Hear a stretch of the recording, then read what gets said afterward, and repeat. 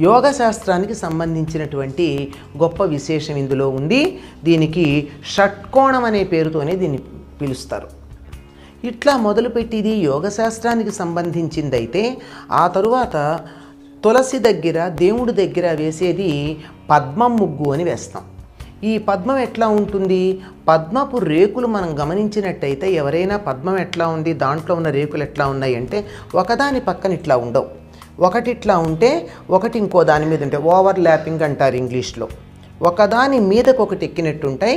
అట్లా ఉండేటట్టుగా వేసేది ఇలా ముందు ఒక అడ్డగీత గీసి దాన్ని నిలువు గీత గీసి ఆ మధ్యలో ఇంకొక రెండిటి మధ్య మూలగా వెళ్ళేది, ఆ పైన ఇంకో మూలగా వెళ్ళేది వేసి వీటిని ఒకదానితో ఒకటి కనపకుండా మధ్యలో ఆపి ఇక్కడ ఉన్నది మధ్యదాన్ని వదిలిపెట్టి తర్వాత ఈ రెండో దాన్ని వదిలిపెట్టి నాలుగోది, మూడో దగ్గర నుంచి మూడోది తీసుకుంటే ఐదోది, ఇట్లా ఒకదాని తర్వాత ఒకటి కలుపుతూ రేకులు ఒకదాని మీదుగా ఒకదాని మీద ఒకటి ఓవర్లాప్ అయ్యి వచ్చినట్టుగా వేస్తారు.